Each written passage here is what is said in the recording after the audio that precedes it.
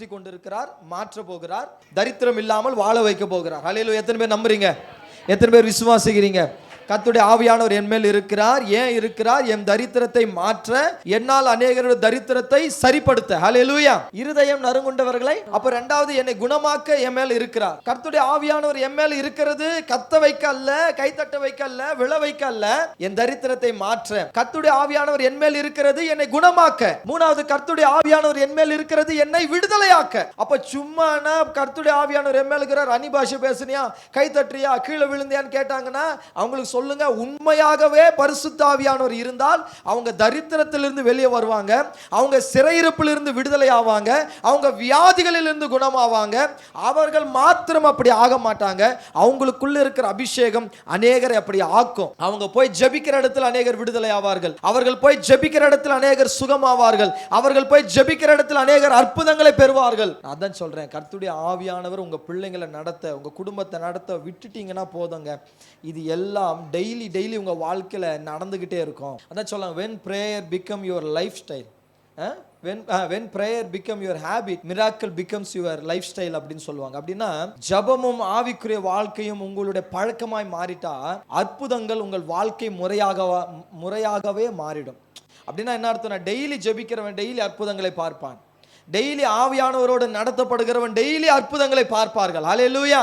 ஆவியானவர் ஏன் எனக்கு தேவை என்றால், அவர் இருந்தால் தான் தரித்திரம் மாறும், அவர் இருந்தால் தான் நான் குணமாவேன், அவர் இருந்தால் தான் என் சிறையிருப்பு மாறி நான் விடுதலை ஆவேன். நாலாவது இப்ப என்ன பார்த்துட்டு இருக்கிறோம்? 19ஆம் வசனம், கர்த்தருடைய அனுக்கிரக வருஷத்தை பிரசித்த. அப்ப கர்த்தருடைய அனுக்கிரக வருஷம், கர்த்தர் அனுக்கிரகம் என்றால் கிரீக்ல என்ன இருக்குன்னா அப்பாயிண்டட் இயர் அப்படின்னு இருக்கு. Appointed year. இப்ப நீங்க போயிட்டு சிஎம்சில சார்ட் போடலாம், சிஎம்சில டாக்டரை பார்க்க நீங்க சார்ட் போடலாம். அப்ப டாக்டர் என்ன பண்ணுவாருன்னா, அடுத்த மாசம் திங்கக்கிழமை 10:15 என்ன வந்து பாருங்கன்னா அப்பாயின்மெண்ட் டைம் தருவார். அப்பாயின்மெண்ட் டைம் இருக்குது, சிஎம்சில தான் ட்ரீட்மெண்ட் பார்க்க போறீங்க. அதனால எனக்கு சிஎம்சில ட்ரீட்மெண்ட்டே இல்லைன்னு சொல்ல முடியுமா? ஏன்னா அவர் கொடுத்த அந்த அப்பாயின்மெண்ட் டைம்ல போனீங்கன்னா அன்னிலிருந்து உங்களுக்கான ட்ரீட்மெண்ட் டைம் ஸ்டார்ட் ஆகும். அதுக்கு முன்னாடி வரைக்கும் அதுக்குள்ள போய் சும்மா டாக்டர் பார்க்க முடியாது. ஆனா அதுக்கப்புறமா அந்த டாக்டரை பார்த்த பிற்பாடு அதுக்கப்புறமா அவர் எழுதி தருவார் பாருங்க டெஸ்ட்டுங்க, அது அடிக்கடி போக வேண்டியது வரும். அதுக்கு முன்னாடி வரைக்கும் அவருக்கு எனக்கு எந்த சம்பந்தம் இல்லை. ஆனா அவர் குறித்த அந்த டைம்ல போய் நான் அவரை சந்தித்த பிற்பாடு அதிலிருந்து தொடர்ச்சி அவர் என்னோட டாக்டராகவே மாறிடுறாரு, எனக்கான ட்ரீட்மெண்ட் கொடுக்கிறவராகவே மாறிடுறாரு. அதேதான் கர்த்தர் ஒவ்வொருத்தருக்கும் ஒரு அப்பாயின்மெண்ட் இயரை குறித்திருக்கிறார், அப்பாயிண்டட் இயர், அப்பாயிண்டட் டைமை குறித்திருக்கிறார். போன வாரம் நான் அதை உங்களுக்கு ரொம்ப டீட்டெயிலாகவே சொல்லி கொடுத்தேன். யாரை குறித்து உதாரணங்களை பார்த்தோம்? கானா ஒரு கல்யாணத்தை பற்றி பார்த்தோம், யோபு குறித்து பார்த்தோம், யோசேப்பு குறித்து பார்த்தோம். அவங்களுடைய லைஃப்ல தேவன் ஒரு குறித்த காலத்தை வைத்தார். ஆனால் அந்த குறித்த காலம் வரைக்கும் இவங்களுக்கு எல்லாமே ஆப்போசிட்டாவே நடந்துச்சு. பட் அந்த காலம் வரும் பொழுது தேவன் அவர்களை விடுதலையாக்கி உயர்த்தி ஆசீர்வதித்ததை நம்ம பார்த்தோம். இஸ்ரவேல் ஜனங்களை கூட பார்த்தோம். 430 வருஷம் அவங்க அடிமையா இருந்தாங்க. அவங்க நினைச்சாங்க 400 வருஷம் அடிமையா இருந்துட்டோம், இதுக்கு மேல இப்படிதான் இருக்க போறேன்னு நினைக்கும் பொழுது தேவன் குறித்த நேரம் வந்த பொழுது மோசேவை எழுப்பி அந்த ஜனங்களை விடுதலையாக்கினதை நாம பார்க்கிறோம். அப்ப நான் இன்னைக்கு உங்களுக்கு ஒன்று சொல்றேன், நல்ல தீர்க்கமா சொல்றேன், உங்க வாழ்க்கையில எதையுமே நிரந்தரம் என்று சொல்லாதீங்க. தேவன் குறித்த நாள் வரும் பொழுது அதை எல்லாவற்றையும் கர்த்தர் மாற்றி ஒரு பெரிய அற்புதத்தை உங்களுக்கு செய்கிறத நீங்கள் பார்ப்பீங்க. குடும்ப பிரச்சனையோ, பிரிவினையோ, போராட்டமோ, சாபமோ, தரித்திரமோ, கடனோ, வறுமையோ, உபத்திரவோ, நிந்தையோ, சத்துருவின் போராட்டமோ எதுவும் உங்கள் வாழ்க்கையில் நிரந்தரம் இல்லை. உங்களுக்கு மட்டும் நான் சொல்கிறேன், அபிஷேகம் பண்ணப்பட்ட உங்களுக்கு மாத்திரம் சொல்கிறேன், இது எதுவும் உங்கள் வாழ்க்கையில் நிரந்தரம் இல்லை. ஏனால் கர்த்தர் குறித்த நேரம் வரும் பொழுது எல்லாவற்றையும் தேவன் மாற்றி அற்புதங்களை செய்கிறதை நீங்கள் பார்ப்பீர்கள். ஹல்லேலூயா.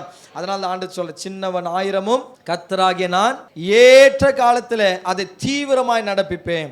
அவருடைய காலம் வரும் பொழுது, அவர் குறித்த காலம் வரும் பொழுது அவைகள் தீவிரமாய் நடப்பிக்கப்படுகிறதை பார்ப்பீங்க. அதுக்கு முன்னாடி வரைக்கும் நீங்க முக்குவீங்க, முணங்குவீங்க, ஓடுவீங்க, ஆடுவீங்க, அழுவீங்க, பொறழுவீங்க, எல்லாம் பண்ணுவீங்க, ஒன்றும் நடக்காது. அமைதியா விட்டு போட்டப்போ அப்படின்னு நீங்க நினைக்கும் எல்லாத்தையும் கர்த்தர் மாற்றுவார். அதான் அப்பாயிண்டட் டைமு. அல்லேலூயா. தேவன் குறித்த நேரம் வரும் பொழுது. ஆனா இதுல இன்னொன்னு நடக்குது. என்ன தெரியுமா நடக்குது? நீங்க நல்ல பலத்தோட அங்க இங்க ஓடும் பொழுது அந்த நேரம் வரமாட்டேங்குது. உங்க பலத்தினால முடியாதுன்னு அப்படின்னு விடும் பொழுது அந்த டைம் ஸ்டார்ட் ஆகுது. அப்போ இதை நீங்க முன்னாடியே விட்டு இருந்தா நல்லா இருந்திருக்கும் போல. ஆண்டவரே பார்த்துக்கிட்டோம் கம்முன்னு விட்டு இருந்தா அவர் பார்த்து இருந்திருப்பார் போல. ஓடி எல்லாத்தையும் லேட் ஆக்கிட்டோம், மாம்சத்தை நம்பி எல்லாத்தையும் லேட் ஆக்கிட்டோம். தேவன் எல்லாவற்றுக்கும் ஒரு அனுக்கிரக காலத்தை நியமித்து இருக்கிறார். பிரசங்கி 3ஆம் அதிகாரம் 1ஆம் வசனம் படிங்களேன். ஒவ்வொன்றுக்கும் ஒவ்வொரு காலம் உண்டு, வானத்தின் கீழ் இருக்கிற ஒவ்வொரு காரியத்திற்கும் ஒவ்வொரு சமயம் உண்டு. இப்ப சொல்லுங்க, இப்பவே நடக்கணும், இப்பவே நடக்கணும், இங்கேயே நடக்கணும், இப்பவே எனக்கு வேணும், இப்பவே எனக்கு கிடைக்கணும். கவனிங்க, ஒவ்வொரு காரியத்திற்கும் ஒவ்வொரு இந்த சமயம் வரும் பொழுது நீங்க ஓட வேண்டாம், நான் ஓட வேண்டாம், நீங்க அழ வேண்டாம், நான் அழ வேண்டாம், நீங்க கத்த வேண்டாம், நான் கத்த வேண்டாம், நீங்க ஒப்பாரி வைக்க வேண்டாம், நான் ஒப்பாரி வைக்க வேண்டாம், நடந்தே தீரும். தேவன் எல்லாவற்றுக்கும் ஒரு டைமை ஃபிக்ஸ் பண்ணியிருக்கிறான். நான் சொல்றேன், கவனிங்க. நீங்க 24 மணி நேரம் தூங்கினாலும் சூரியன் என்னவோ காலையில வந்து தான் தீரும். நீங்க தூங்குறதுனால சூரியன் வராமல் இருக்க போறது இல்லை. நான் தூங்கிட்டேன் அதனால ஏன் சூரியன் வந்துச்சுன்னு கேட்க முடியுமா? அதுக்கு குறித்த நேரம் வரும் பொழுது சூரியன் வந்தே தீருது. அதற்கு குறித்த நேரம் வரும் பொழுது அது மறைந்தே தீருது. ஒரு சீசன் போய் இன்னொரு சீசன் வருது, அடுத்த நாட்டுக்கு அது அந்த சீசனா இருக்கு. நமக்கு இங்க வெயில் முடிஞ்சு காத்து அடிக்கும் போது நம்ம வெயில் இன்னொரு நாட்டுக்கு போயிட்டு இருக்கு. எப்படி தேவன் குறித்தார் அது நடக்குது. கடல் தண்ணி பார்த்துக்கிறீங்களா? கடல்ல போய் நின்னுக்கிறீங்களா? முனையிலே பாருங்க, அவ்வளோ ஆழம். கடல் வந்து அடிச்சுன்னு வந்துச்சுன்னா அந்த அலையில கால் வச்சா அது இழுத்துன்னு போகும். அவ்வளோ தண்ணி இருக்கு. கொஞ்சம் குலுங்கினாலே அது அவ்வளோ தூரம் வருது. புயல் வந்துச்சுன்னா மெரினாக்கெல்லாம் போவாதீங்கன்றாங்க. ஏன்? கரை வரைக்கும் வந்து சேருது அந்த தண்ணி. இன்னும் கொஞ்சம் குலுங்கிச்சுன்னா ஊருக்குள்ள வந்துடுது, அதுதான் சுனாமின்றாங்க. அப்போ ஊருக்குள்ள வர முடியும்ல தண்ணி. ஆனா இப்போ வரைக்கும் வராம தேவன் அதுக்கு ஒரு எல்லையை குறித்தார். அந்த எல்லையை இம்மட்டும் அந்த கடல் தாண்டவே இல்லை. அப்போ தேவன் குறித்ததை எல்லாமே அது கீழ்ப்படிஞ்சு நடக்குது. இம்மட்டும் நில், மிஞ்சி வராதே அப்படின்னு கடலுக்கு சொன்னாராம். அதனால அந்த அலைகள் இன்னும் அந்த தாண்டவே இல்லையா. நம்ம லைஃப்ல தேவன் சகலத்துக்கு ஒரு காலத்தை குறித்தார். இயற்கை பாருங்க, அவர் குறித்த டைமுக்கு எல்லாமே செய்யும் பொழுது நம்ம வாழ்க்கைக்கும் தேவன் ஏதோ ஒரு நாளை குறித்து இருக்கிறாரா இல்லையா? அந்த நாள்ல நீங்க ஒண்ணுமே பண்ணலனாலும் தேவன் அற்புதத்தை பண்ணுவார். சோ அற்புதம் என்பதே ஒரு ஃபார்முலா இருக்கு. நீங்கள் சும்மா இருப்பீர்கள், கர்த்தர் உங்களுக்காக யுத்தம் பண்ணுவார். இதுதான் ஃபார்முலாவே. நான் எப்ப அமைதியா வரணும் அப்பதான் அவர் எனக்காக செயல்படவே ஆரம்பிக்கிறார். இதுதான் நமக்கு தெரியாம என்ன பண்றோம், ஏதோ பண்ணிட்டு இருக்கிறோம். நான் சொல்றேன், பக்கத்துல பச்சை, உங்களுக்காக தேவன் குறித்த நேரம் வந்திருக்கிறது. உங்கள் காரியத்திற்கு ஒரு சமயத்தை தேவன் வைத்திருக்கிறார். அந்த சமயத்தை தேவன் உங்கள் வாழ்க்கையில சகலத்தையும் நிறைவேற்ற போகிறார். இப்போ உங்களுக்கு அந்த டைம் வர்ற வரைக்கும் வெயிட் பண்ணணும்னு இல்லை, அந்த டைம் வரும். அதே மாதிரி அந்த டைமை உங்களுக்காக நீங்களே வர வைக்கவும் செய்யலாம். பிரசங்கி 7ஆம் அதிகாரம் 14ஆம் வசனம் படிங்க. முதல்ல என்ன காலம் தேவன் நமக்கு குறித்து இருக்கிற காலம் படிங்க. வாழ்வு காலத்தில் நன்மை அனுபவித்திரு, தாழ்வு காலத்தில் சிந்தனை செய், மனுஷன் தனக்கு பின் வருவதொன்றையும் கண்டுபிடியாதபடிக்கு தேவன் இவ்விரண்டையும் ஒன்றுக்கொன்று. அப்போ மனுஷனுக்கு 2 காலத்தை தேவன் வைத்திருக்கிறார். அப்போ தாழ்வு காலத்துல இருக்கிறவர்களுக்கு அடுத்தது என்ன காலம் தான் ஆரம்பிக்கும்? வாழ்வு காலமும். அப்போ தேவன் அப்பாயிண்ட் பண்ணியிருக்கிற இந்த டைம்குள்ள நீங்கள் ஒருவேளை தாழ்வு காலத்தில் இருந்தீங்கன்னா அவர் குறித்த டைம் வரும் பொழுது நீங்கள் வாழ்வு காலத்திலும் நன்மை அனுபவிக்கிற காலத்துக்குள்ள என்ட்ராக போறீங்கன்னு அர்த்தம். ஹல்லேலூயா. அதனால தான் நான் உங்களுக்கு ஒவ்வொரு நாளும் நம்பிக்கை கொடுத்துட்டே இருக்கிறது என்னன்னா, எல்லாம் மாறுமா, எல்லாம் நடக்குமான்னு ஏன் சொல்றேன்னா, நீங்க தாழ்வு காலத்துல போயிட்டு இருக்கிறதுனால கட்டாயம் நீங்கள் வாழ்வு காலத்துக்குள்ள வந்தே தீரணும். தீமை அனுபவிக்கிற நாட்களை கண்ட நீங்கள் கட்டாயம் நன்மை அனுபவிக்கிற நாட்களை பார்த்தே தீரணும். அப்ப இன்னைக்கு நான் தீமையை பார்க்கிறேன்னா வருகிற நாட்கள் நான் நன்மையை பார்க்க போகிற நாட்களா இருக்க போகுது. இன்னைக்கு நான் தாழ்வு காலத்தில் இருந்தது உண்மையானால் வருகிற நாட்கள் நான் வாழ்வு காலத்தில் இருக்க வேண்டியது தேவன் எனக்கு நியமித்திருக்கிற நாட்கள். ஹல்லேலூயா, ஹல்லேலூயா சொல்லுங்க. அப்ப பக்கத்தில் பார்த்து சொல்லுங்க, நீங்க நல்லா வாழ போகிற நாட்களை தேவன் தரப்போகிறார். ஹல்லேலூயா. நீங்கள் நன்மையை அனுபவிக்கிற நாட்களை, காலத்தை தேவன் தரப்போகிறார். தாழ்வு காலத்தில் இருந்த நம்முடைய தாழ்மையை கர்த்தர் மாற்றி நம்மை வாழ வைக்க போகிறார். ஹல்லேலூயா. எடுத்து படிங்க, பிரசங்கி 8:5 படிங்க. கற்பனை கை கொள்ளுகிறவன் ஒரு தீங்கையும் அறியான். சொல்லுங்க. ஆங்கிலத்தில் எப்படி இருக்குன்னா, அவன் ஒரு தீமையான நாட்களையும் பார்க்க மாட்டான் அப்படின்னு இருக்கும். அப்போ 2வது காலம் என்ன? முதல் காலம் என்னை வாழ வைக்கிற காலம், தேவன் குறித்த காலம் சொன்னாலே அனுகிரக காலம். அந்த அனுகிரக காலத்தில் எனக்கு என்ன நடக்கணும்? முதல்ல நான் நல்லா வாழ்வேன், நன்மையை அனுபவிக்கிறவனா இருப்பேன். 3வது தீமையை அறியாத நாட்களாக அந்த நாட்கள் எனக்கு இருக்கும்.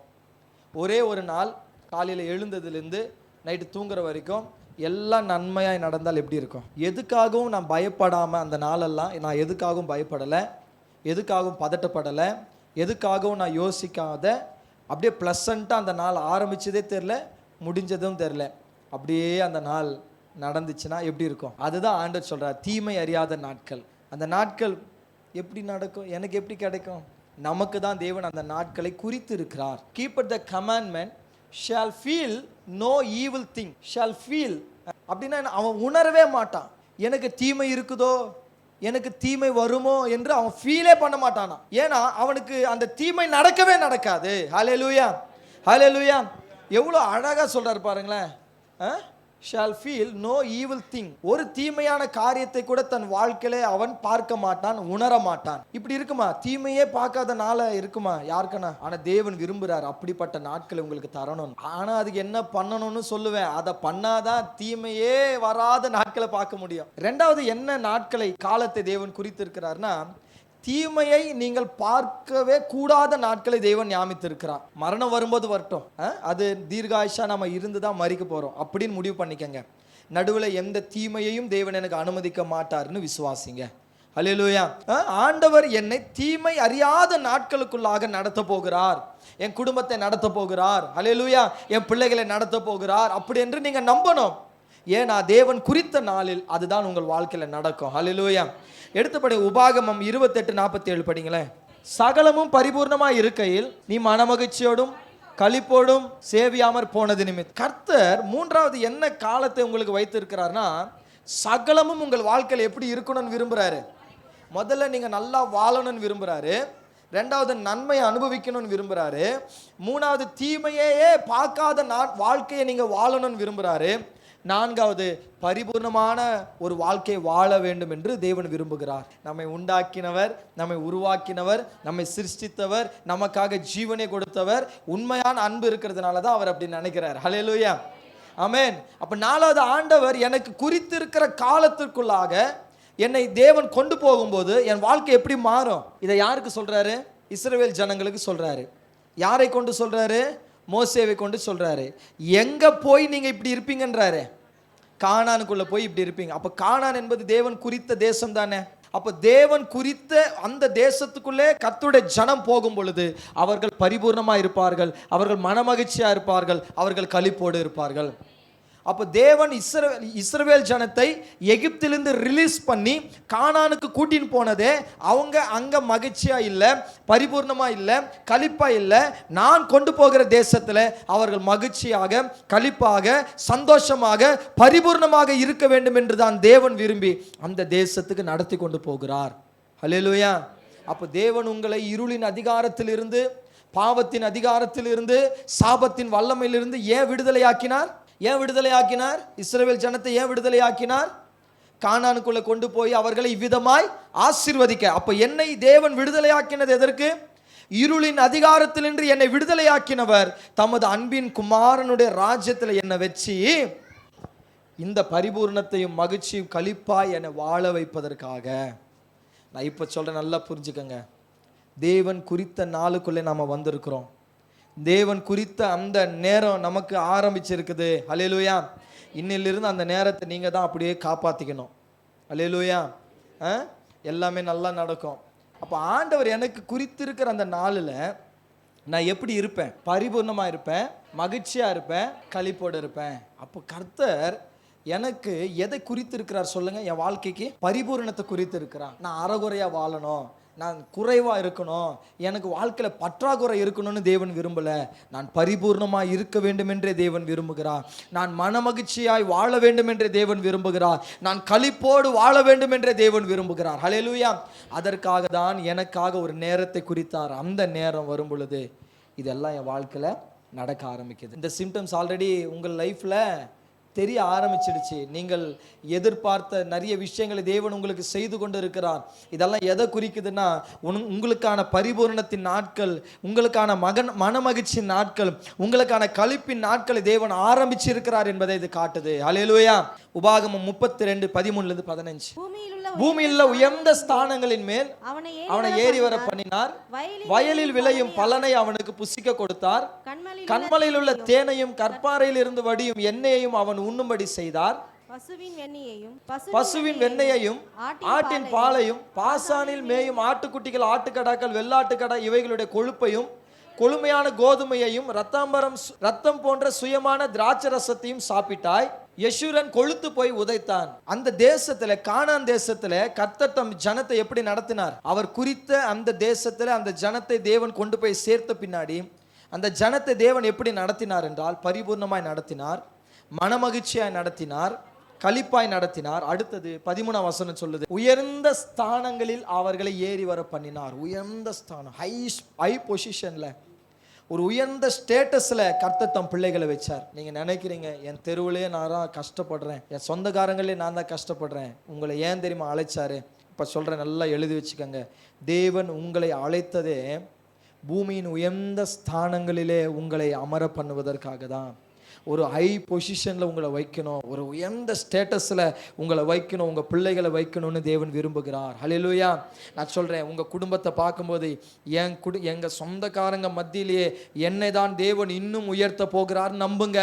இல்லை இவங்க தான் ரொம்ப பெரிய ஆளுங்க, இவங்க தான் சொல்லவே சொல்லாதீங்க, அது உண்மையே இல்லை. இதுதான் உண்மை. எகிப்திலிருந்து விடுதலையாக்கப்பட்ட ஜனம் கானானுக்குள்ள நுழைஞ்சா அவங்க பூமியின் உயர்ந்த ஸ்தானங்களில தான் இருப்பாங்க. அதே போலதான் இருளின் அதிகாரத்தில் இருந்து விடுதலையாக்கப்பட்ட நீங்க இயேசு கிறிஸ்துவனுடைய ஆளுகைக்குள்ள இருக்கும் பொழுது நீங்கள் தான் உயர்ந்த ஸ்தானத்தில் இருக்க போகிற ஜனம். அல்லேலூயா. உங்களை தேவன் விடுதலையாக்கினதே பூமியின் உயர்ந்த ஸ்தானங்களிலே, பொசிஷன்ல, ஸ்டேட்டஸ்ல உங்களை வைக்கணும் என்பதற்காக தான். ஃபோன் ஸ்டேட்டஸ்ல வரணும்னு விரும்பாதீங்க. உண்மையாகவே உயர்ந்த ஸ்டேட்டஸில் உங்களை இன்னொருத்தர் ஸ்டேட்டஸ் வைக்கணும். அந்த அளவுக்கு உங்கள் வாழ்க்கை என்ன பண்ணணும்? உயர்த்தப்படணும். ஹல்லேலூயா. என்னைக்கோ ஒன்று எனக்கு நடந்தால் அதை ஸ்டேட்டஸ் வைக்க போகிறோம். எனக்கு டெய்லி நடக்கிறத வச்சு சோர்ந்து போயிடுற அளவுக்கு கர்த்தர் உங்களை உயர்த்த போகிறாருன்னா ஏன் வைக்கிறீங்க அதை? கர்த்தர் உங்களை என்ன ஸ்தானத்தில் வைக்க போகிறாரு? பூமியின் உயர்ந்த ஸ்தானத்தில் தேவன் உங்களை வைக்க போகிறாரு. அடுத்தது பாருங்க, வயலில் விளையும் பலன், ஒரு நல்ல பலன்களை தேவன் உங்களுக்கு தர போகிறாரு. அடுத்தது பாருங்க, புசிக்க கொடுத்தார், நல்ல திருப்தியான சாப்பாடை தேவன் என்ன பண்ண போறார்? நம்ம பிள்ளைங்களுக்கு தரப்போறார். அடுத்தது கண்மலையில் உள்ள தேன் என்பது ஒரு ஆரோக்கியத்தை குறிக்கும். தேவன் ஒரு நல்ல ஆரோக்கியத்தை, தேன் பாருங்க, போய் ஒரிஜினலாக வாங்கணும்னா நிறைய காசு கொடுத்து வாங்க வேண்டியது வரும், காசு ஜாஸ்தி. அது அப்போ ஒரு நல்ல மதிப்பான ஒரு வாழ்க்கையை அது ரெப்ரசன்டேஷன் பண்ணுது. ஹல்லேலூயா. அப்போ நல்ல மதிப்பான ஒரு வாழ்க்கையை தேவன் உங்களுக்கு தரப்போகிறார். ஹல்லேலூயா சொல்லுங்களேன். அடுத்தது கற்பாறையிலிருந்து வடியும் எண்ணெய். எண்ணெய் என்பது, அதான் சொல்றேன், எண்ணெய் என்பது நல்ல வரவு. இப்போ கவனிங்க, நல்ல பணம். இந்த பெட்ரோல் எல்லாம் இருக்கு, பெட்ரோல் தயாரிக்கிற நாடெல்லாம் பாருங்க எப்படி இருக்குது, நல்ல செழிப்பா இருக்கு. ஏன்னா அது ஃபுல்லா எண்ணெய் வளம்ன்றான்ல. கர்த்தர் சொல்ற, நல்ல செழிப்பா வளமா தேவன் உங்களை என்ன பண்ண போறாரு? வைப்பார். அடுத்த வசனம், பசுவின் வெண்ணெயையும் ஆட்டின் பாலை, இதை எடுக்கணும்னா இப்போ இதுக்கு உள்ள டீப்பாக வெண்ணெய் என்பது லிட்ரலாக சொல்கிறேன். வெண்ணெய் எப்போ சாப்பிடுவாங்க? வாய் புண்ணு, வயிற்று புண்ணு, வெயிட் ஏரில் அல்சரு, அவங்கெல்லாம் என்ன சாப்பிடுவாங்க? ஸோ அதுவும் ஒரு ஹெல்த்தோடு தானே இருக்குது. அவங்க ஹெல்த்தியாக இருக்கிறாங்க அப்படின்னா என்ன அர்த்தம்? நல்ல ஹெல்த்தியாக, நல்லா ராயலாக, நல்லா லக்ஸுரியாக நம்மளை வாழ வைக்கவே தேவன் விரும்புகிறார். அல்லேலூயா. இப்போ அடுத்த வசனம் நெகேமியா 9:35 படிங்க. அவர்கள் தங்கள் ராஜ்யத்திலும் கொடுத்த உம்முடைய பெரிய தயையிலும் முன்பாக திறந்து வைத்த விசாலமான செழிப்புமான தேசத்திலும். சரி, இதெல்லாம் வேண்டாம். அது உள்ள போனா அவங்க எப்படி இருப்பாங்க அதை தான் இப்போ பார்த்துன்னு வரோம். சரிங்களா? அங்கே போனால் அவங்க பரிபூர்ணமாக இருப்பாங்க, மன மகிழ்ச்சியாக இருப்பாங்க, களிப்பாக இருப்பாங்க, உயர்வான ஸ்தானத்தில் இருப்பாங்க, ஆரோக்கியமாக இருப்பாங்க, செழிப்பாக இருப்பாங்க, வளமாக இருப்பாங்க. அடுத்தது சொல்லுங்க, அவர்களுக்கு தேவன் ராஜ்யத்தையும் தருவார், அதிகாரத்தை தரார். ராஜ்யம் என்பது என்ன சொல்லுங்க? அதிகாரம். தேவன் தம் பிள்ளைகளை அதிகாரத்தின் ஸ்தானத்தில் வைக்க விரும்புகிறார். இப்போ பாருங்க, கர்த்தர் உங்களை அதிகாரத்தில் வைக்க தேவன் விரும்புகிறார். நீங்களாம் எதில் இருக்கணுங்க? அதிகாரத்தில் இருக்கணும். ஒரு கம்பெனி இல்லைன்னா நான் கிரேட் 4ல் இருக்கிறேன்னு சொல்லக்கூடாது. நீங்கள் தான் ஏ கிரேட், லெதர்லேயே 4 கிரேடு இருக்கும். அந்த மாதிரி நீங்கள் இருக்கிற எதுலையுமே எப்படி இருக்கணும்? ஏ கிரேடாக தான் இருக்கணும். அல்லேலூயா. அப்படிதான் கர்த்தர் உங்களை வைக்க விரும்புகிறார். நான் உங்களுக்கு அப்படியே ஜென்ரலாக சொல்லிட்டு போகிறேன், உங்களுக்கு புரியணும்னு. ஸோ அதிகாரத்தில் வைக்க விரும்ப. அடுத்து சொல்கிறார், நீர் அவர்களுக்கு கொடுத்த உம்முடைய பெரிய தயையிலும் தேவன் பெரிய தயை காட்ட விரும்புகிறார். தயைன்னா என்ன சொன்னங்க? தயவுன்னா என்ன சொன்ன? நன்மையை செய்யணும் என்கிற விருப்பம் தான் தயை. அப்போ கர்த்தருக்கு எப்படி இருக்கான் தயை உங்க மேல? பெரிய தயை, பெருசா. சொல்லுங்க, கர்த்தர் உங்க மேல எவ்வளவு பெரிய தயை வச்சிருக்கிறாரு? பெரிய தயை. அப்படின்னா தயைன்னா என்னங்க? உதவி செய்யணுன்ற விருப்பம். அப்போ கடவுளுக்கு உங்க மேல எப்படி இருக்கு விருப்பம்னா, பெரிய மனசு, உங்களுக்கு உதவி செய்யணும்னு. இந்த குறித்த காலத்துக்குள்ள வர உங்களுக்கு எவ்வளவு ஆசீர்வாதம் பாருங்க. அது எப்போ வரப்போகுது பிரதர்? அது அடுத்த வாரம் தான் சொல்லுவேன். இப்போ என்னன்னு சொல்லிடுறேன். அப்போ கடவுளுக்கு உங்க மேல பெரிய தயை இருக்கு, உதவி செய்யணுன்ற விருப்பம் இருக்கு, உங்களுக்கு நன்மை செய்யணுன்ற விருப்பம் இருக்கு. அடுத்தது படிங்க. நீர் அவர்களுக்கு முன்பாக திறந்து வைத்த விசாலமான செழிப்பான தேசம். அப்போ எனக்கு வழியே இல்லை, எனக்கு பாதையே இல்லை, எனக்கு வாழ்க்கையே இல்லைன்னு சொல்லக்கூடாது. கர்த்தர் உங்களுக்கு முன்னாடி எவ்வளோ பெரிய வாழ்க்கையை திறந்து வச்சிருக்கிறார், எவ்வளோ பெரிய காரியத்தை உங்களுக்கு முன்னாடி திறந்து வச்சிருக்கிறாரு. செழிப்பும் விசாலமான தேசத்தை ஆண்டவர் உங்களுக்கு தந்திருக்கிறான். நீங்க நினைக்கிறீங்க இன்னைக்கு என் குடும்பம் அடைக்கப்பட்டு இருக்குன்னு. நான் சொல்றேன், தேசம்னா ஏதோ ஒரு தேசம் இல்லை, உங்க குடும்பத்தை வைங்க, உங்களை வச்சுக்கங்க அந்த இடத்துல, உங்களுக்கு ஆன ஆசீர்வாதங்களை வச்சுக்கங்க. கர்த்தர் எனக்கு முன்பாய் விசாலமும் செழிப்புமான வாசல்களை என் குடும்பத்துக்கு முன்பாக திறந்து வைத்திருக்கிறார். நம்புங்க. அல்லேலூயா. பல நேரம் நம்ம அதை நம்புறது இல்லைங்க. சொல்றேன், உங்களுக்கு முன்னாடி தேவன் விசாலமான செழிப்பான வாசலை உங்களுக்காக தேவன் திறந்து வைத்திருக்கிறார். ஹல்லேலூயா சொல்லுங்க. ஹல்லேலூயா, ஹல்லேலூயா. தேவனுடைய அனுகிரக வருஷம் உங்க மேல ஆரம்பிச்சிருக்கு. இந்த ஆரம்பிக்கப்பட்ட இந்த நாளிலிருந்து உங்களுக்கு குடும்பத்துக்கு முன்னாடி எந்த வாசலும் அடைக்கப்பட வாய்ப்பே இல்லை. தேவன் செழிப்பும் விசாலமான வாசல்களை உங்களுக்காக திறக்கிறாரு. ஹல்லேலூயா. அதிகாரத்தில் தேவன் உங்களை கொண்டு வர போகிறார். உங்கள் பிள்ளைகளை அதிகாரத்தின் ஸ்தானத்தில் கொண்டு வர போகிறார். பூமியின் உயர்ந்த ஸ்தானத்தில் தேவன் வைக்க போகிறார். ஒரு செழிப்பை, ஒரு வளமான காரியங்களை தேவன் உங்கள் வாழ்க்கையில கட்டளையிட போகிறார். ஹல்லேலூயா. பரிபூர்ணமானதை, மனமகிழ்ச்சியானதை, களிப்பானதை உங்களுக்கு தேவன் கொடுக்க போகிறார். ஹல்லேலூயா. அடுத்தது பாருங்க, அடுத்த வசனம் சங்கீதம் 30:11 படிங்க. என் புலம்பலை ஆனந்த களிப்பாய் மாற பண்ணினீர். இந்த டைம் வரும்பொழுது என்ன நடக்குங்க? கடவுள் குறித்த அந்த டைம் உங்கள் வாழ்க்கையில வெளிப்படும் பொழுது என்ன நடக்கும்? உங்க புலம்பல் என்ன ஆகும்? பக்கத்தில் வச்சு, உங்க புலம்பல் ஆனந்த களிப்பாய் கர்த்தர் மாற பண்ணுவார். ஆமென். மாற பண்ணினார் இல்லை அப்படின்னு கேட்குறீங்களா? ஹல்லேலூயா. நான் சொல்கிறேன், கர்த்தர் உங்கள் புலம்பலை ஆனந்த களிப்பாக மாற பண்ணுவார். ஆமென். அடுத்து படிங்க. அந்த புலம்பல் மாறினதுனால எனக்கு ஒரு தாங்க முடியாத ஒரு ஹாப்பினஸ் கிரியேட் ஆனதுனால நான் ஸ்தோத்திரம் பண்ணுறேன், பாடுறேன், இப்படி நடக்கிறேன், அப்படி நடக்கிறேன். குட்டி போட்ட பூனை மாதிரி அப்போ தான் வருது ஸ்தோத்திரம்லாம் வாயில. புலம்பல் வரும்போது கடவுள் மேலே பயங்கர கோபம். இப்போ கடவுள் புலம்பலை ஆனந்த களிப்பாய் மாற பண்ணினார். ஹல்லேலூயா. நான் சொல்கிறேன், ஏதோ எதை குறித்து புலம்பல், யாரை குறித்து புலம்பல், சகலத்தின் தேவன் ஆனந்த களிப்பாய் மாற பண்ண போகிறார். ஹல்லேலூயா. ஐயோ, என் பிள்ளைங்களுக்கு இது நடக்கலை என்கிற புலம்பல் மாறப்போகுது, என் வீட்டுக்கு இது நடக்கலை என்கிற புலம்பல் மாறப்போகுது, என் பிள்ளைங்களுக்கு இது கிடைக்கணுமே என்கிற புலம்பல் மாறப்போகுது. ஹல்லேலூயா. எனக்கு இது நடந்தால் நல்லா இருக்குமேன்னு நீங்கள் புலம்புற அந்த புலம்பலை கர்த்தர் மாற்ற போகிறார். நான் சொல்கிறேன், இந்த ஒவ்வொரு வார்த்தையும் ஜீவனுள்ள வார்த்தை. கடவுளுடைய வார்த்தை என்ன சொன்ன? ஜீவனும் வல்லமையுள்ள வார்த்தை, செயல்படுகிற வார்த்தை, ஆசீர்வதிக்கிற வார்த்தை, உருவாக்குகிற வார்த்தை. இப்போ சொன்ன இந்த ஒவ்வொரு வார்த்தையும் உங்கள் வாழ்க்கையில செயல்பட போகுது, உருவாக்க போகுது, ஆசீர்வதிக்க போகுது. தேவன் இவைகளை உங்கள் வாழ்க்கையில கிரியேட் பண்ண போகிறாரு. நீங்கள் அதை பார்க்க போறீங்க. ஹல்லேலூயா, ஹல்லேலூயா. என் புலம்பலெல்லாம் மாற போகுது, அதை தேவன் களிப்பாய் மாற்ற போகிறான். அடுத்து சொல்றாரு, நான் எப்படிப்பட்ட நிலைக்கு வரப்போறேன்னா, என் புலம்பலெல்லாம் மாறினதுனால அதை நினைச்சு ஆண்டவரை மகிமைப்படுத்துகிற நாட்களுக்குள்ள தேவன் என்னை வரவழைக்க போகிறார். என் ரெட்டு களைய போகிறது. ரெட்டுன்னா என்ன சொல்லுங்க? அவமானம். ஆண்டவர் சொல்ல, என் அவமானத்தை நீர் மாற்றி என்னை மகிழ்ச்சினால் இடை கட்டினீர். நான் மேலே போட்டுன இந்த ட்ரெஸ் வந்து ரெட்டு உடுத்தி சாம்பலை உட்காருது. ரெட்டு உடுத்தி என்ன பண்ணுவாங்க? சாம்பலை உட்காருது. சொல்லுங்க, ரெட்டு உடுத்தி சாம்பலை உக்காருதுன்னா என்ன அர்த்தம்னா அவமானம் அப்படின்னு அர்த்தம். ஏதோ ஒரு ஆபத்து வரப்போகுதுன்னா அவங்க என்ன பண்ணுவாங்க? தன்னை தாழ்த்துவதற்கு கோணிப்பை மாதிரி இருக்கிற அந்த ட்ரெஸ்ஸை மேலே போட்டுக்கிட்டு தலை மேலெல்லாம் சாம்பலை போட்டுக்கிட்டு போய் உக்காந்துருவாங்க ஒரு மூலையில். காப்பாற்றுறது, என்னை காப்பாற்றுங்க. இப்போ ஆண்டவர் சொல்கிறார், அந்த நிலையெல்லாம் நமக்கு தேவையில்லை.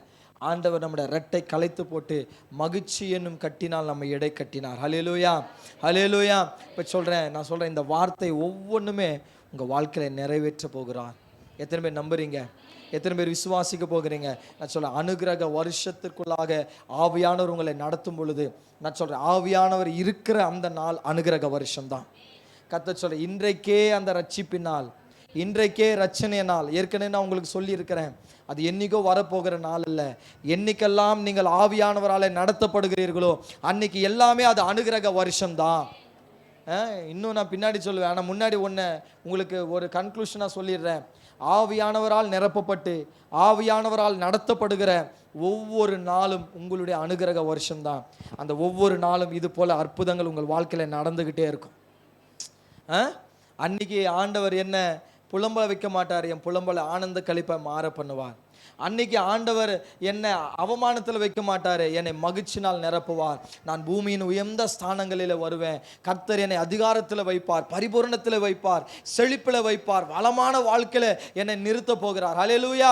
என்னை ஆரோக்கியப்படுத்த போகிறார், எனக்கு பரிபூரணம் கொடுக்க போகிறார், எனக்கு மன மகிழ்ச்சியை கொடுக்க போகிறார், எனக்கு களிப்பை கொடுக்க போகிறார், என்னை மேன்மைப்படுத்த போகிறார், என்னை ஆசீர்வதிக்க போகிறார். ஹல்லேலூயா, ஹல்லேலூயா. இவ்விதமாய் கர்த்தரனை நடத்த போகிறார். ஹல்லேலூயா. ஸோ இதெல்லாம் உங்களுக்கு தேவன் ஆயத்தப்படுத்தின ஆசீர்வாதங்கள். அதுக்கு என்ன பண்ணணும் என்பதை அடுத்த வாரம் நான் சொல்லித்தரேன். நம்ம எல்லாம் அப்படி எழுந்திருக்கலாம்.